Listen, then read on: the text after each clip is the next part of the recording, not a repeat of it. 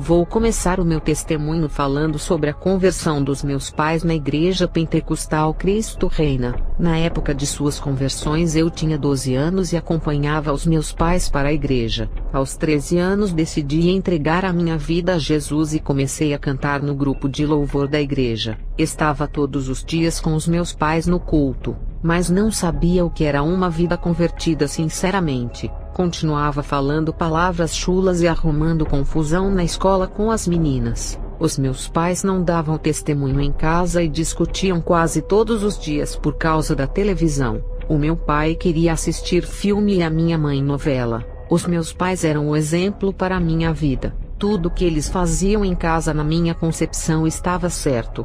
Eles diziam que sabiam o que era certo e o que era errado para mim. Se os meus pais tivessem dado testemunho de verdadeiros cristãos, eu teria sido uma cristã verdadeira por observar os seus modos de vida e querer aprender. Aquelas discussões dos meus pais eram normais para mim. Já estava acostumada e na escola fazia a mesma coisa. Eu discutia com as alunas da minha classe e agredia elas apesar de ser crente. Em uma noite eu tive um sonho. Uma pomba gigante voava por cima da minha casa. Ela dizia: "Não estou me agradando com o seu modo de vida, coloque a sua casa em ordem." No dia seguinte sonhei o mesmo sonho e falei para minha mãe. Ela não soube explicar. No terceiro dia sonhei o mesmo sonho e falei para o meu pastor. Ele disse que o Espírito Santo queria me usar e pedia um conserto. A igreja onde eu congregava era um ministério voltado para o louvor e adoração. Ter ensinamento era raro, e o pastor não era daqueles que cobrava santidade. Isso se refletia na vida dos meus pais e de toda a igreja. 3 anos se passaram, e eu com a minha família ainda congregávamos nessa igreja. Não houve mudança em mim, e não senti uma diferença. Eu era uma daquelas adolescentes ímpias. Antes de ir à igreja, se eu deixasse de ir à igreja ou parasse de fazer a obra, os membros e o pastor me chamariam de desviada. Mas a verdade é que nunca me converti, apenas era uma obreira participante da igreja. Eu estava andando na rua, e Deus usou uma mulher que não era da minha igreja. Onde eu congregava não tinha pessoas usadas daquela maneira. Aquela mulher se aproximou e disse: "Deus irá lhe fazer de atalaia dele." Estava com 3 anos de ministério e não sabia o que era conversão. Agora com 16 anos, as promessas de Deus chegaram para mim, e foi o que aconteceu. Eu ouvi uma voz suave quando estava no meu quarto. Eu fui ao encontro de Jesus que me esperava e entramos no inferno. Vi um homem rico que ardia no fogo. O Senhor Jesus mandou aquele homem dizer o porquê estava ali. Ele disse: "O meu dinheiro me prendeu nas coisas materiais. Quanto mais tinha, mais eu queria gastar com luxo, prazer e mulheres. Eu não tinha tempo de ir à igreja por causa do dinheiro que me trazia bem-estar. Viajava pelo mundo e nunca me lembrei de Deus. O dinheiro era mais importante para mim do que Jesus. O meu dinheiro me fez esquecer de Deus e impediu a minha salvação. Preferi a riqueza passageira da terra ao invés da riqueza celestial eterna. Não há esperança para quem desce a esse lugar." Contemplei no inferno o sistema carcerário que parece com celas de prisões das cadeias da terra. As almas são torturadas dentro de suas celas. Elas estão aguardando o juízo final, vivendo em dolorosa tortura. Jesus disse: "Serva, o pecado do mundo aprisiona as pessoas. Quem não sacrifica os desejos da carne e não matar o pecado que está na carne virá para esse lugar." Fale para os desviados que caíram na fé refletirem sobre as suas vidas, analisarem desde quando começaram a jornada e verem onde erraram e caíram para recomeçarem de onde pararam. No mundo há muita divisão entre cor, raça, povos, religiões, ricos, pobres, línguas e não há união entre eles. Em minha igreja não há união para me adorar. Até o inferno faz o seu papel de unir pobres com ricos e todos os povos, línguas e religiões. Todos estão unidos nesse lugar de tormento. Jesus me mostrou pessoas no inferno que endeusaram os seus dinheiros e bens materiais. Contemplei pessoas que tinham poder aquisitivo na terra e influências como presidentes, juízes, governadores, reis, rainhas, imperadores, bancários e empresários. Todos esses não ajudaram os pobres, e quando morreram não levaram nada deixando tudo na terra. Esses foram esquecidos quando morreram. Tanto o rico como o pobre no inferno não existe superioridade. Todos esses homens deixaram os seus bens e as suas fortunas milionárias, e agora todos estão em um lugar de miséria eterna. Um deles gritou dizendo: eu daria toda a minha riqueza na terra para viver uma vida miserável lá. Eu queria voltar para a terra e ser a pessoa mais desprezada lá do que ficar nesse lugar de tormento. Deixe-me voltar à terra e ser um mendigo comedor de lixo, mas não me deixe ficar aqui. Fale para as pessoas da terra não se apegarem ao dinheiro e ajudar aos pobres. Ao ver aquele homem implorando para voltar à terra foi tão triste. Eles se arrependem tarde demais. No inferno não há separação de classes entre ricos e pobres. Todos se misturam naquele lugar. Eu vi pobres, ricos, negros, pardos, brancos e morenos todos no mesmo lugar. Todas as religiões, culturas e línguas estão naquele lugar. Pessoas desde o tempo de Abraão e de várias épocas chegando até os nossos dias. Jesus me levou em um lugar no inferno onde vi um homem mendigo. Jesus disse: enviei o meu servo a esse homem, e todos os dias ele levava comida e suco. A palavra foi pregada, mas ele não quis entregar sua vida a mim e amanheceu morto por causa do frio. O cobertor que esse homem ganhou não foi o suficiente para lhe proteger do frio. O mendigo gritava e dizia: eu não mereço esse lugar por viver uma vida miserável na terra. Eu mereço o céu. Isso não é justo. Esse mendigo tentava se justificar que não merecia o inferno por viver uma vida pobre e miserável na terra. O Senhor me mostrou cristãos no inferno em vários tipos de prisões. Isso significava que não foram libertos. Eles se esqueceram de santificar as suas vidas olhando para as falhas dos outros. Eles diziam: a mulher do pastor não se santifica, então não precisamos nos santificar. Eles sabiam que era pecado, e mesmo assim quiseram se espelhar em seus líderes. Eles, quando eram vivos, diziam entre eles: vi o pastor caminhando de shorts e camisa sem manga. Se fosse pecado ele não andaria assim. Até a sua filha vai à praia de biquíni. O outro grupo não santificava as suas vidas, e viviam acusando e julgando os ímpios, dizendo que iriam para o inferno. Contemplei um pastor no inferno por tolerar o pecado em sua igreja. Ele sabia do pecado do povo e mesmo assim não corrigiu o rebanho. Jesus disse que tocou várias vezes no coração dele para pregar a santidade, mas ele resistiu ao Espírito Santo. Usou até um servo para falar para ele pregar. Ele não se arrependeu e não deu ouvidos, sendo rebelde, até que a paciência de Deus chegou ao limite. A morte tocou nele por escolher andar nas trevas rejeitando a verdade. Eu vi uma mulher no inferno que não se converteu a Jesus por enxergar defeitos em todas as igrejas. Ela andava em uma igreja muito liberal e se sentia envergonhada, pois dizia que o povo não havia se convertido por ser igual aos que estavam no mundo. Depois ela foi para uma igreja rígida e não suportou a doutrina. Ela disse que era doutrina de homens e que não precisava de tudo aquilo. Ela morreu sem assumir o compromisso da salvação. O tempo passou, a morte chegou e ela está no inferno. Jesus me mostrou cristãos no inferno que, ao invés de ajudarem os desviados a voltarem, condenavam eles, fazendo-os se afastarem mais do caminho de Jesus. Quando os desviados saíam da igreja, esses cristãos falavam mal deles e criticavam. Os desviados magoados nunca mais voltaram para o caminho de Jesus e prometeram nunca mais pisar os seus pés em qualquer igreja. Esses cristãos que fizeram isso estão no inferno. O Senhor Jesus me mostrou um pastor no inferno por amaldiçoar um cristão que saiu da sua igreja para ser membro de outra. Não devemos amaldiçoar aquilo que Deus criou, que é a sua imagem. Eu vi uma moça no inferno por se masturbar. Às vezes ela manuseava objetos para sentir prazer. Eu vi um cristão que fazia tatuagem em seu corpo por achar que não era pecado. O demônio da tatuagem saiu com a mesma aparência do desenho e começou a torturar esse rapaz no inferno. O demônio também tinha uma tatuagem e parecia uma fera. Satanás estava sentado no seu trono. Ele estava elegante, mas de repente aquela capa de boa aparência caiu e se transformou em um monstro horrível. E quando ele olhou para os cristãos sofrendo no inferno, deu uma gargalhada espantosa. Ele estava feliz. Ele disse aos demônios: estamos vencendo a igreja. Veja a minha vitória. Olha quantos cristãos estão nesse lugar. São os nossos prêmios. A batalha para trazer essas almas foi difícil, mas conseguimos.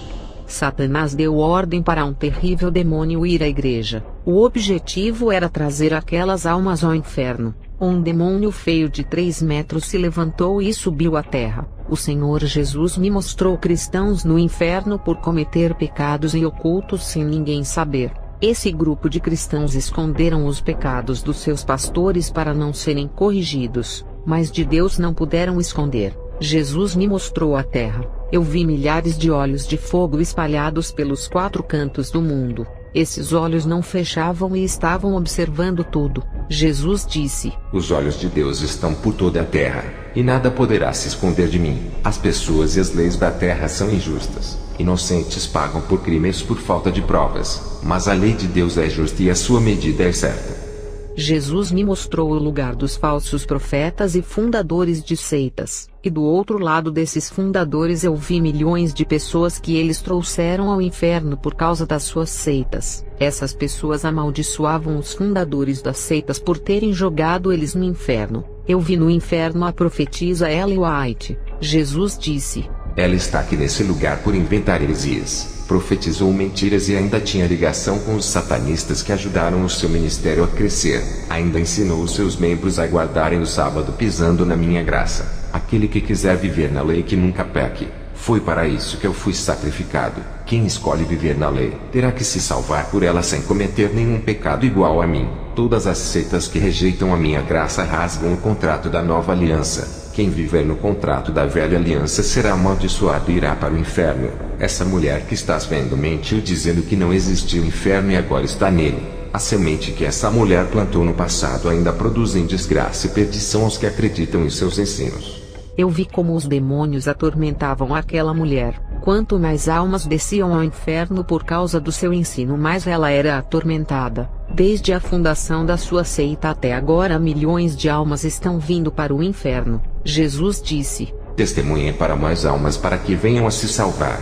Então subimos ao céu. Eu estava em um campo lindo cheio de flores. Um paraíso lindo com uma paisagem colorida, brilhosa e esplêndida. Uma cidade cheia murada de ouro puro e fino. Arquitetura celestial fantástica. O que o ímpio faria para morar nesse lugar? O anjo veio até a mim e Jesus nos deixou a sós. Chegou outro anjo com um livro na mão e parou de frente. O anjo abriu o livro e mostrou a data que eu me converti. Mas o meu nome estava apagado por não viver uma vida de acordo com a vontade de Deus. O anjo pegou outro livro diferente que era o da condenação. E quando vi meu nome ali eu comecei a chorar. O anjo disse: Todos os nomes que estão escritos naquele livro não herdarão a vida eterna.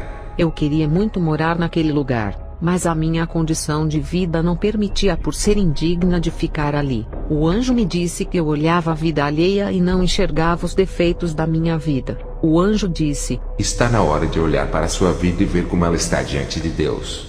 Vi um espelho de ouro cujo vidro não existe na terra que resplandecia. Aquele espelho espiritual apareceu diante de mim e revelou todos os meus pecados. O meu rosto estava cheio de rugas, e a minha aparência era de uma idosa. Eu queria remover aquelas rugas para melhorar a minha aparência. Fiquei preocupada pois só tinha 16 anos. O anjo disse: Não se preocupe, são as marcas da imperfeição do pecado. Embora seja jovem, o seu espírito é velho, e já está chegando a morte para ele. Se não nascer de novo, irá morrer. O seu limite de vida está acabando. O salário do pecado é a morte. Essas rugas é o pecado do orgulho, do egoísmo, da falta de amor para com Deus e da maldade que está em seu coração. Você se considera perfeita. Não aceita correção e também não se corrige a si mesma. Está esperando que Deus venha lhe corrigir. Não deixe chegar a essa ocasião de sentir o dedo divino tocando na sua vida.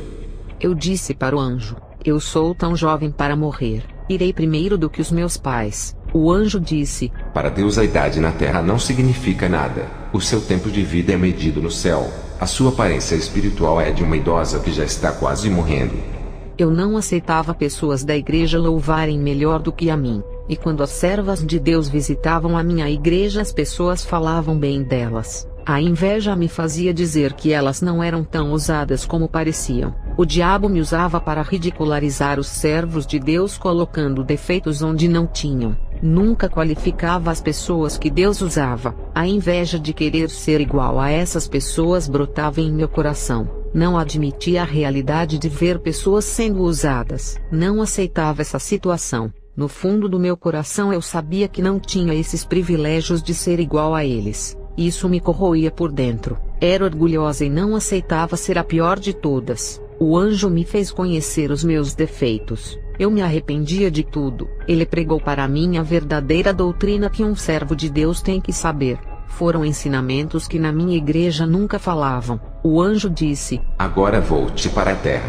Quando terminou de dizer essa palavra, o meu espírito estava no meu corpo. Eu levantei do chão. Eu vi a mulher que me trouxe a profecia e disse que iria mudar de vida. A conversão chegou para mim pela primeira vez depois de 3 anos de igreja. Aquela mulher se despediu de mim e foi embora. Ela foi uma pessoa enviada por Deus que me fez entender o que Ele queria de mim. Fui para a igreja e falei da minha experiência ao pastor. Ele ficou ofendido quando eu disse que a igreja inteira estava no pecado. A congregação inteira começou a me perseguir. Fui humilhada. Eles diziam que eu queria ser santa demais. O pastor disse que eu estava com delírios e com heresias para destruir o ministério. Olhei para o rosto do pastor cheio de ódio. A sua face se transfigurava em rosto de um monstro horrível. Quando olhei para a igreja inteira, os seus rostos eram de monstros. O Espírito Santo falava na minha mente dizendo: eles perderam a imagem e a semelhança de Deus, e assumiram a face e a semelhança do seu mestre para quem eles servem. O pastor me tirou do grupo de louvor. Não podia mais cantar. Ninguém falava mais comigo. Estava sendo desprezada por todos. Eu era a estranha no meio de um povo. Voltei para casa, e os meus pais que congregavam no meu ministério disseram que eu não deveria ter falado as minhas experiências e me repreenderam. Chamei os meus pais e perguntei em quem eles iriam acreditar, se em mim ou no pastor. A minha mãe falou dizendo: filha, você sofreu uma mudança espiritual tão linda. Não é mais uma moça rebelde com os pais. Por causa da sua mudança eu vou acreditar em você, e não no pastor. O meu pai disse que o pastor era a autoridade da igreja, e que não podemos nos rebelar com aqueles que Deus ungiu para serem autoridade na terra. O meu pai disse: se o pastor estiver errado, Deus irá me mostrar. Naquela mesma noite o meu pai sonhou com a igreja inteira. O pastor pregava no púlpito e tudo estava escuro. Havia faltado energia.